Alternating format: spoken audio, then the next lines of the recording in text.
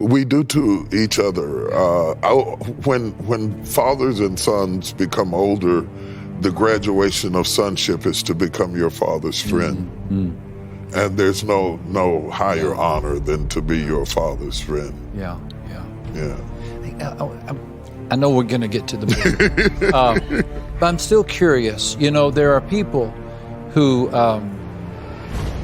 grew up in a simple background, Mm-hmm. had their share of challenges, not as many as you, but they had their challenges, and yet they come out angry, they're bitter toward God, bitter toward the world.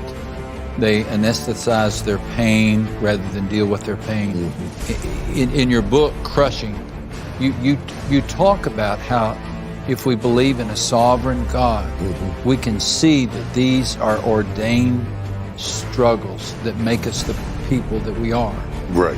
Where did you pick up on that? I mean, if you hadn't have known that, Bishop, you might have become bitter. Some of it came from not being allowed to feel sorry for yourself. Yeah. Some of it came from my mother's relentless, tenacious commitment to you standing up. Some of it came through being born. I was born in between two dead babies. Oh my. The one before me and the one after me died. I was the one that lived. Okay. And so I learned early that life was precious, and then my father died when I was 16. Yeah. And that there's nothing like lowering your father in the ground to make you breathe life more deeply, as if you might not have tomorrow. Right. Because now you're aware you could possibly not have tomorrow. My greatest birthday was my 49th birthday because he died when he was 48, and when I became 49, I broke the curse. So that was a great thing for me to do that. This whole notion and this fidelity that I have with the scriptures, and particularly with the whole crushing thing, came while I was sitting out on the terrace. I got this word from the Lord that comes to me in the strangest kind of way, that the seed of the woman would bruise the head of the serpent, and the serpent would bruise his heel. And there, sitting out on the terrace, I saw in my spirit the bruised heel of Jesus. And then the next flash, I saw the stained feet of women stomping grapes in the wine press. And the bruised heel of Jesus and the stomping of the feet on the crushing of the grapes brought me to the Passover cup. And he said, this is the New Testament in my blood. And suddenly I recognized his affinity to the grape, that the grape itself would tell us that the only way to extract the most valuable part of the grape was for it to be crushed. And the only way to get the essence of Christ was for him to be crushed. And out of that crushing comes the revelation that crushing is not a destination. You don't get stuck in it. It's transportation. It's transportation. I don't know anybody who ever became major in any area of life, not just church, any area of life, who was not propelled by the force of some level of crushing. Yeah. Something that could have killed you and should have killed you became the catalyst and the urgency through which you evolved into the highest expression of who you were meant to be. Can I read you what you said? Sure. It's going to sound better when you read it. Listen to this. It's from the book Crushing. It releases this spring. Crushing places reveal that there is more to our lives than we had planned. The truly invaluable, marvelous, and eternal aspects of our identity and ultimate destiny are displayed in us there. It is in the midst of painful crushing that we realize that the blessing found in the production of fruit in our lives was never the Master's end goal. Our latest crop of fruit was merely part of an ongoing greater process. Yes, sir. What you're helping us do, at least what you helped me do, I think all of us, is you're helping me interpret the tough times of my life, right? You're telling me that there's a plan, that there's a purpose, and that I'll get through them. Absolutely. I'll be better on the other side of it. Absolutely. Am I? Yes, sir. You're hitting it exactly right. And I am telling you that the greatest part of you is still somewhere down inside of you, and only pressure will get it out. Only pressure. Yeah, that you have not seen who you are in the pleasant moments when you smell the blossoms on the vine and feel the sun drench on your face. That you were raised not to be fruitful, but to be crushed. Ooh. The grapes, I wish I could highlight that sentence. Listen to the old silver tongue itself. The grape is one of the few fruits that is raised to be crushed. Look at that. You know, with crushing in mind. Yeah. Christ was born to die. Anything short of that would have been failure. That's why when Peter tried to stop the crucifixion, he called him a devil and said, "Get behind me." And he called Judas friend because he understood that he was raised like the grape to be crushed.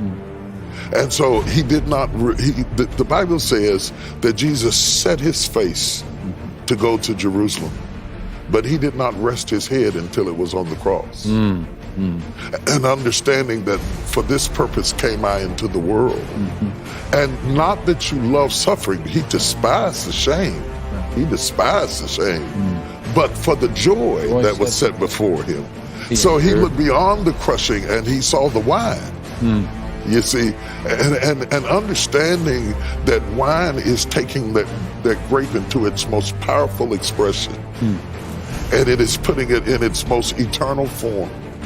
And life crushes us from time to time because nothing else will get out of you the hidden treasure that we have locked up in earthen vessels, but to be crushed. Amen. Are we ever beyond crushing? Do you ever live long enough where you can say, "Oh, good, I've got all the crushing behind me. It's just harvest from now on"? You know the funny thing about it, I think periodically wherever there is purpose and wherever there is resistance to that purpose, pressure releases us from that resistance. And the more that we yield to the process. But the problem today is that we don't preach process. We preach promises. So we have raised a generation of people who see God in promises, not process. So you go to church on Sunday and you hear about the promises of God, you go home to the process. And when you encounter the process, you say, well, God is not in this. And I would argue that God is more in the process than he is in the promise.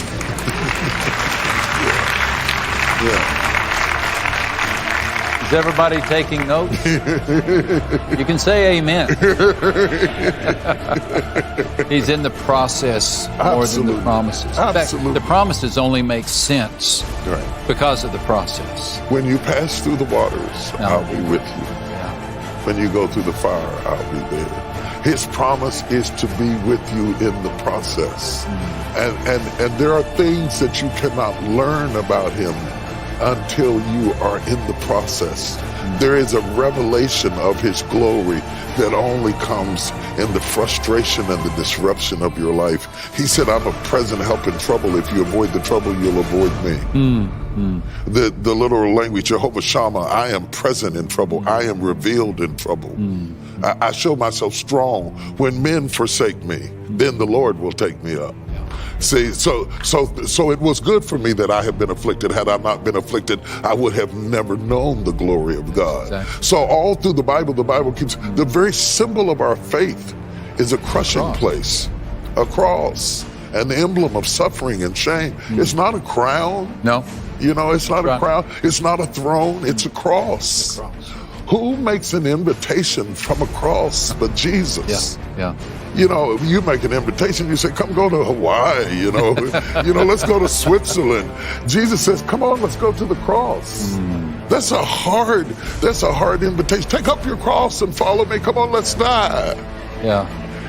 You know, who wants to go do that, okay? If the only way you can follow that kind of request is to know that what is on the other side is greater than anything that was before it. And understanding that is what this book is all about. And let me just interject one thing quickly, because we've talked about graphic, overt questions, but I want to warn the audience about invisible crushings that come from forces that you cannot see, like stress and heartbreak and pain. Nobody has to be sick or lock you up, or you don't have to come out of prison for you to be crushed by stress. Science teaches us that the same part of our body that reacts to physical pain, the same signal goes to your brain from emotional pain. It sends out the same stimuli throughout the neurological system when your heart is broken, as if it would if your leg was broken. Really? So you don't necessarily have to incur physical injury to be crushed by emotional stress. And we're living in a time of unseen forces bearing down on our soul on a daily basis. Everything is going so fast. Technology, social media, we've got everybody saying everything about everything all of the time. And the whirlwind that we're in right now is the wine press. The whirlwind, the spinning, the mad spinning of our lives causes the centrifugal force of being spun around, causes pressure all by itself. And in that fast pace that we live in, there is a certain amount of invisible pressure. And the strange thing about it is you feel the pain, you sense the pressure, and you can't see the source. So all of a sudden, you're getting the impact as if there were an assailant. But there's no assailant that you can see. Can't lash out. And God says you can either see it as the wine press, or you can see it as the potter's wheel. But the more it spins, the more he touches it, and the more it changes in the spinning. And if you are not prepared for disruption, then you're not prepared for resurrection. Yeah. Not prepared for disruption. Yeah. You're not prepared for resurrection. Yeah. What I hear you saying to us is don't try to escape your troubles, No. but lean into them. Lean into it. Lean into them. Lean into it. And say, God, what are you telling me? What are you teaching me? Consider it all joy, my brethren, Yes, sir. when you face various trials and tribulations. Yes. Yeah. And I'll be honest, that's not somebody said that's not easy to do. It's not something that you do from the place of your emotions. It's something that you do from the place of your teaching. I went through a period in my life that I was just being crushed. My heart was broken. I was worried. It was one of the most distraught moments in my life. And I was literally crying when I told God this. I said, Lord, I hate this. I absolutely hate this. But I love you. And I know you would not allow me to go through this if it were not for my good.